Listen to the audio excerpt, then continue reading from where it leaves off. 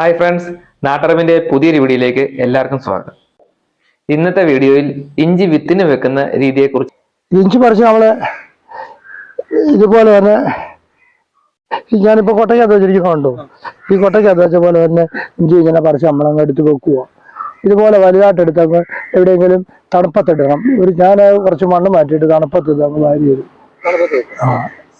ഇട്ട് കഴിയുമ്പം ഇത് കണ്ടോ, ഇതുപോലെ നല്ല മുളയായിട്ട് കയറി വരും. ഈ മുളയായിട്ട് ഇങ്ങനെ കയറി വരുമ്പോൾ കണ്ടോ, നല്ല മുളകൾ കയറി വന്നുണ്ടോ കണ്ടോ. ഇതൊക്കെയാണ് നല്ല ഇത് കണ്ടോ, നല്ല മുളയല്ലേ കയറി വന്ന്. ഈ മുള കയറി വരുമ്പോൾ ഇതിങ്ങനെ നടുവേ ഒടിച്ചിട്ട് വെക്കണം. ചിലര് ഇങ്ങനെ ഒരു കതിർപ്പായിട്ട് മാത്രം വെക്കും. ഇങ്ങനെ ഇത്രയും വെക്കുന്നവരുണ്ട്. ഓരോരുത്തരും ഓരോ രീതിയിലാണ് കൃഷി ചെയ്യുന്നത്. ഇപ്പം എപ്പോഴും നല്ലത് വലിപ്പമുള്ളത് ചോദിച്ചാൽ അല്ലേ വലിപ്പമുള്ള വിത്ത് കിട്ടത്തുള്ളൂ. അതിനാണ് നമ്മൾ കൂടുതലും വലിപ്പമുള്ളതായിട്ട് ഇങ്ങനെ വെക്കുന്നത്. ഇങ്ങനെയാണ് ഇഞ്ചി പറിച്ചാൽ ഉടനടി എവിടെയെങ്കിലും തണലുള്ളിടത്തത് ഇങ്ങനെ ഇട്ടാൽ മതി. നടുന്ന സമയം വരുമ്പം ഇഞ്ചി പറിക്കുന്നതിന് ജനുവരി ഫെബ്രുവരി മാസത്തിലേക്കാണ് പറിക്കുന്നത്. ഇതിപ്പം ഒരു 5-10 മാസത്തെ വിളവ് വരും. ഇത് നല്ലൊരു കൃഷിയാണ് ഇഞ്ചി കൃഷി എന്ന് പറയുന്നത്. 10 മാസം കൊണ്ട് പറിക്കാം.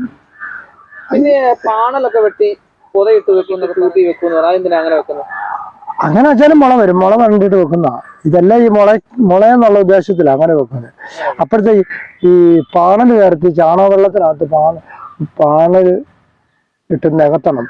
നികത്തിയിട്ട് നിരത്തി വെച്ചിട്ട് അതിനകത്തോട്ട് ചാണകം ഇത് ഇങ്ങനെ ഓരോ ഇഞ്ചിയും ചാണകം മുക്കി ആ പാണലിനകത്ത് ഒരു നിരപ്പൊരെണ്ണം വെച്ച് കഴിഞ്ഞിട്ട് അടുത്ത അതുപോലെ തന്നെ ഒരു ലൈൻ നിങ്ങളുടെ പാണലിൻ്റെ ഇല ഇടണം. ഇട്ടിട്ട് പിന്നെയും വെക്കണം.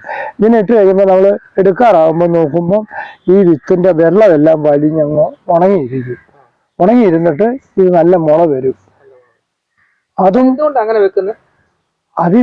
ഇതിന്റെ വെള്ളം വലിക്കാനായിട്ട് മാത്രം വെക്കണം. ഈ വെള്ളം ഇരുന്നാൽ ചീഞ്ഞു പോകത്തുന്നതാ. വെള്ളം ഇരുന്നാൽ ചീഞ്ഞു പോകുമെങ്കിൽ ഞാനിപ്പം മണ്ണിനകത്ത് നിന്ന് വാരിയെടുത്താ ഇതിപ്പോ ഒടിച്ചാൽ മതി. ഒടിക്കുമ്പോൾ കണ്ടോ മുള വരുന്നുണ്ട്. അങ്ങനെ വെച്ചാൽ മതി. 2, 3, 4 പീസൊക്കെ ചില ബാഗിനകത്തൊക്കെ വെക്കാം. വലിപ്പം അനുസരിച്ച് ബാഗിന്റെ വലിപ്പം അനുസരിച്ച് വെക്കാം.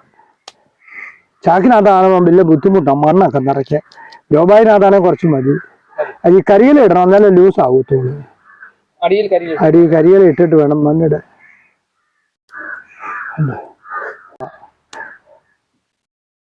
ഇങ്ങനെ അങ്ങനെ വെച്ചാൽ മതി. ഒരു കഷ്ണം ഇത് ഒരു കുഴിക്കകത്തിട്ടാൽ മതി. അടുത്തൊരു വീഡിയോയുമായി എത്തുന്ന നമ്പര്. ബൈ.